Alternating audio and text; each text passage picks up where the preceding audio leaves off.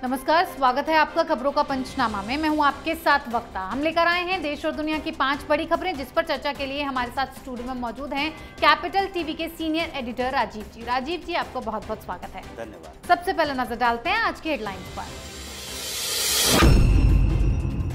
ज्ञानवापी मस्जिद मामले में मिले शिवलिंग के दावे पर भड़के ओवैसी, कहा यह शिवलिंग नहीं 2700 साल पुराना फव्वारा है।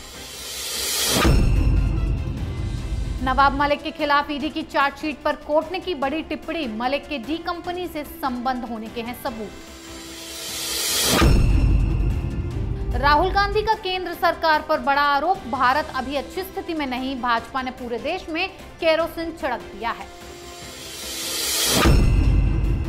पूर्वी लद्दाख में चीन की नापाक साजिश के बीच अमित शाह का 2 दिवसीय दौरा, प्रदेश को देंगे कई विकास परियोजनाओं की सौगात। इमरान खान के घर पर पीटीआई पुलिस की छापेमारी, बॉम्ब दस्ते के साथ पहुंची पुलिस।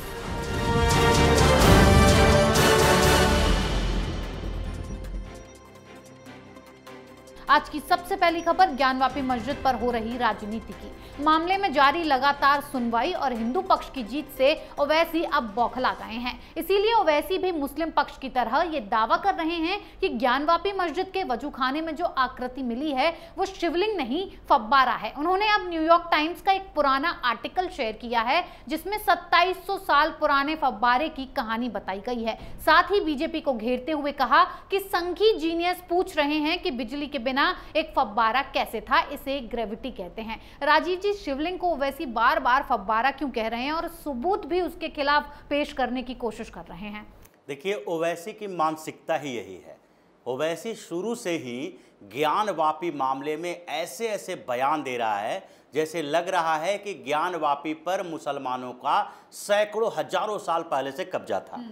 ज्ञानवापी परिसर जो पूरा है वो काशी विश्वनाथ मंदिर का ही एक्सटेंशन है जी। और अभी जो सबूत मिल रहे हैं उससे भी स्पष्ट तरीके से कहा जा सकता है कि ये मंदिर ही थे और मंदिर ही हैं, मंदिर ही रहेगा। लेकिन ओवैसी क्या कहता है कि ये मस्जिद है, मस्जिद था और मस्जिद ही रहेगा कयामत के दिन तक। तो अब ओवैसी के कयामत का दिन समझ लीजिए 2 महीने में आने वाला है। 8 सप्ताह के अंदर सुप्रीम कोर्ट ने कहा है कि इस मामले को निपटारा कर दिया जाए। तो यानी कि ओवैसी के लिए कयामत का दिन कब आने वाला है? 8 सप्ताह बाद, 2 महीने बाद। अब उस कयामत के दिन में ओवैसी को पता चल जाएगा कि शिवलिंग क्या है, त्रिशूल क्या है, डमरू क्या है, स्वास्तिक क्या है, उसके पिलर पर जो निशान बने हुए हैं हिंदू प्रतीकों के वो क्या है। तो ये सारे जो सबूत हैं वो सबूत सिर्फ एक शिवलिंग नहीं है जी। शिवलिंग पर ये लोग विवाद कर कर के ऐसे कोशिश कर रहा है कि वजू खाना को सील किया जाना उन्हीं के परंपराओं के ऊपर आघात है। लेकिन शिवलिंग तो प्रमाणित हो चुका है और उसके अलावा जो इतने सबूत मिले हैं वो 2 महीने के अंदर जो फैसला होने वाला है उससे प्रमाणित हो जाएगा और ओवैसी के लिए वही कयामत का दिन होगा। जी बिल्कुल। ज्ञानवापी मामले में सुप्रीम कोर्ट की सुनवाई तो नवाब मलिक के मामले में स्पेशल कोर्ट की सुनवाई। ईडी ने मनी लॉन्ड्रिंग मामले में नवाब मलिक के खिलाफ चार्जशीट दायर की थी। अब पीएमएलए कोर्ट ने चार्जशीट पर संज्ञान लिया है और कहा है कि इस बात के सबूत मौजूद हैं कि मामले में नवाब मलिक शामिल थे। मलिक ने दाऊद की बहन हसीना पारकर, सलीम पटेल और सरदार खान के साथ मुनेरा प्लम्बर से संबंधित प्रॉपर्टी हड़पने के लिए आपराधिक साजिश रची थी और कई बैठकें भी हुई थी। राजीव जी, मलिक को कोर्ट खुद अपराधी मान रही है जिस हिसाब से जो सबूत मिल रहे हैं, तो इनके बचने के तो सारे रास्ते बंद हो चुके हैं। लेकिन सबसे बड़ा सवाल, क्या अभी भी नवाब मलिक के डी कंपनी के साथ रिश्ते हैं? बिल्कुल रिश्ते हैं।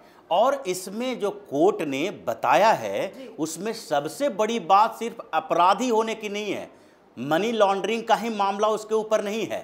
कोर्ट ने यह भी कहा है कि डी कंपनी के साथ जो इसकी मुलाकात हुई, यानी मुनीरा प्लम्बर की जो प्रॉपर्टी को हड़पा गया उसमें क्या किया गया था, सलीम पटेल के नाम से पावर ऑफ अटॉर्नी बनाया गया और उसके बाद वो पूरे 3 एकड़ की ज़मीन पर कब्जा करने के लिए दाऊद के गुंडे मुनीरा प्लम्बर को भी धमकी दिए और धमकी के साथ साथ उस संपत्ति पर जो अधिकार किया गया उसमें 2 तरह के पैसे लगे थे। एक तो वाइट मनी के तौर पर जो रजिस्ट्री करवाया गया, दूसरा जो था वो ब्लैक मनी के तौर पर जो दिया गया।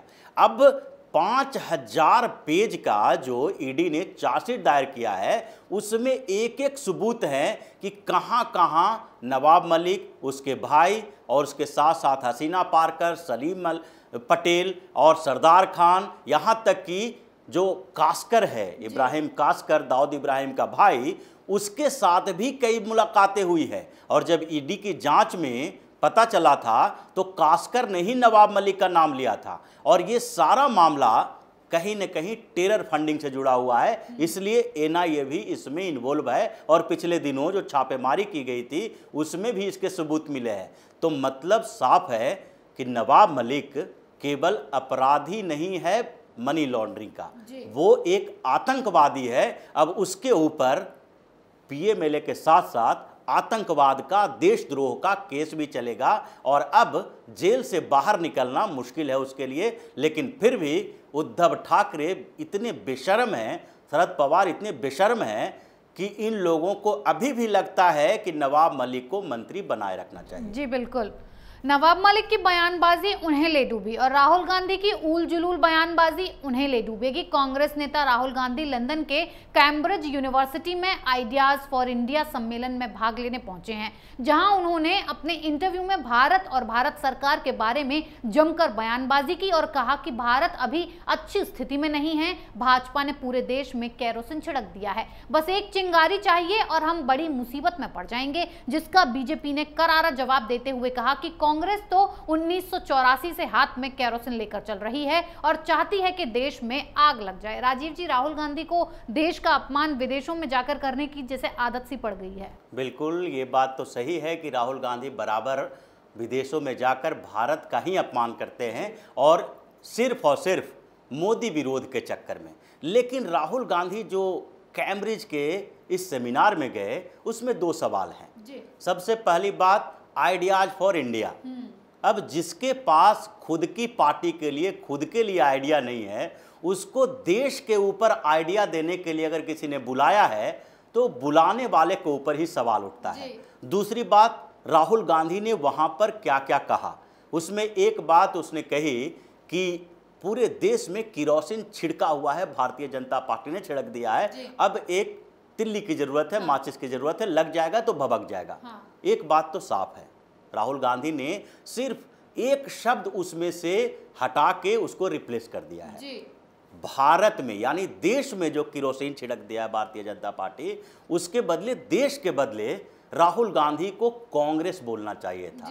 यानी कि भारतीय जनता पार्टी ने पूरे कांग्रेस के ऊपर किरोसिन छिड़क दिया है और एक चिंगारी काफी है जो कांग्रेस को जला के राख कर देगी। कांग्रेस मुक्त भारत का अभियान जो चल रहा है वो अब साकार होने वाला है। आधे कांग्रेस जल गई है और उसके बाद थोड़े बहुत जो बचे हुए हिस्से हैं उसको भी भारतीय जनता पार्टी जला देगी। जी बिल्कुल, राहुल गांधी बीजेपी को आग लगाने वाला कह रहे हैं, लेकिन यही बीजेपी चीन को सबक सिखा रही है, देश के कई राज्यों को सुविधाएं दे रही है। अमित शाह अरुणाचल प्रदेश के 2 दिवसीय दौरे पर हैं, जहां वो चीन की नापाक हरकतों का जवाब चीन को एकदम नजदीक जाकर दे रहे हैं। जून 2020 से ही चीन और भारत के बीच गलवान घाटी में हिंसक झड़पें हुई थी और बॉर्डर डिस्प्यूट अब भी जारी है। ऐसे में शाह चीन को करारा जवाब देने और प्रदेश को कई विकास परियोजनाओं की सौगात देने गए हैं। राजीव जी, अमित शाह का ये दौरा अरुणाचल प्रदेश के लिए कितना अहम और चीन के लिए कितना खतरनाक हो सकता है? देखिए, अरुणाचल प्रदेश चीन के लिए एक विवादित जगह रहा है, ये हमारा अभिन्न अंग है और चीन इसे कहीं न कहीं डिस्प्यूटेड एरिया मानता है। वहाँ जब भी कोई भारत के बड़े नेता मंत्री जाते हैं तो चीन चिढ़ जाता है। इस बीच चीन के साथ भारत का विवाद लंबे समय से चल रहा है, 2 सालों से लगातार ये बॉर्डर डिस्प्यूट बढ़ गया है। गलवान घाटी के बाद भारत और चीन के बीच स्थितियां सबसे बुरे दौर में है, दोनों देश ऐसा मानते हैं, लेकिन स्थितियां सुधारने की कोशिश भी की जा रही है। अब इस बीच कुछ खबरें आई थी, आपने भी देखा होगा कि जो कंस्ट्रक्शन का काम है पैंगोंग के बाद भी अरुणाचल में भी वो चीन के तरफ से किया जा रहा है। ऐसे समय में अमित शाह अरुणाचल प्रदेश जाते हैं और वहां से चीन को एक तरह से चुनौती देते हैं, क्योंकि भारत के जितने विकास वाले प्रोजेक्ट अरुणाचल में होंगे वो चीन के लिए चुनौती होगा, क्योंकि चीन हमेशा से अरुणाचल को विवादित क्षेत्र मानता रहा है और भारत उसका जवाब देता रहा है। जी, आखिरी खबर में बात पाकिस्तान की कर लेते हैं। इमरान खान की मुसीबतें लगातार बढ़ रही हैं। इमरान खान के ये आरोप कि उनकी हत्या की साजिश रची जा रही है, उन्हें जान से मारा जा सकता है। इन आरोपों के बाद पाकिस्तान पुलिस ने इमरान खान के बानीहाला में उनके आवास पर सर्च अभियान चलाया है। पाकिस्तानी मीडिया के मुताबिक बम निरोधक दस्ते के साथ पाकिस्तान पुलिस की एक टीम इमरान खान के आवास पर पहुंची और तलाशी अभियान चलाया गया। तो वहीं इमरान के बागी विधायकों को चुनाव आयोग ने अयोग्य घोषित कर दिया है। राजीव जी, इमरान खान के घर छापेमारी की मुख्य वजह क्या लग रही है? इमरान खान अपने पापों की सजा भुगत रहा है। बहुत सारा पाप उसने किया। ऐसे पाकिस्तान के पाप की सजा पाकिस्तान के लोग पहले ही भुगत चुके हैं।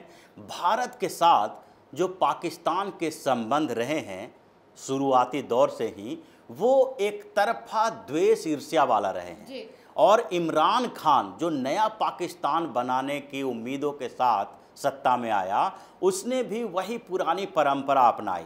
भारत के खिलाफ बहुत बात करता रहा, भारत के खिलाफ जहर उगलता रहा, विदेशों में जाकर भी कश्मीर के बारे में ऐसी बातें बोलता रहा कि भारत जबरदस्ती उस पर कब्जा किए हुए। मतलब पाकिस्तान को नया बनाने के लिए जो इमरान खान आया था, उसकी विदेश नीति भी भारत केंद्रित ही रही।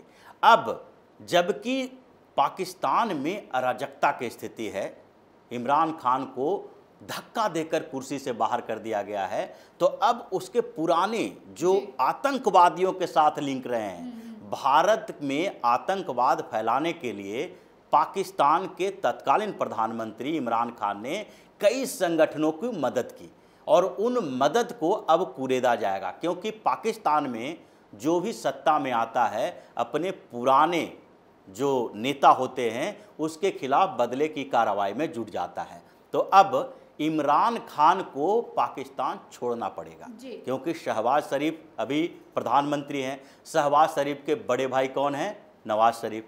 नवाज शरीफ को भी पाकिस्तान छोड़ना पड़ गया था जब इमरान खान प्रधानमंत्री बना। तो ऐसी स्थिति पैदा हो गई है कि जल्द से जल्द ये पता चलेगा कि इमरान खान का राजनीतिक करियर पाकिस्तान में अब एंड हो गया है और उसके साथ साथ उसके पाकिस्तान छोड़ने की भी नौबत आने वाली है। जी बिल्कुल राजीव जी, बहुत बहुत धन्यवाद इतनी जानकारी के लिए। धन्यवाद। खबरों का पंचनामा में आज के लिए इतना ही। देश विदेश की बाकी खबरों और उनके सटीक एनालिसिस के लिए देखते रहिए कैपिटल टीवी। हमें लाइक कीजिए, शेयर कीजिए और कैपिटल टीवी को सब्सक्राइब कीजिए। नमस्कार।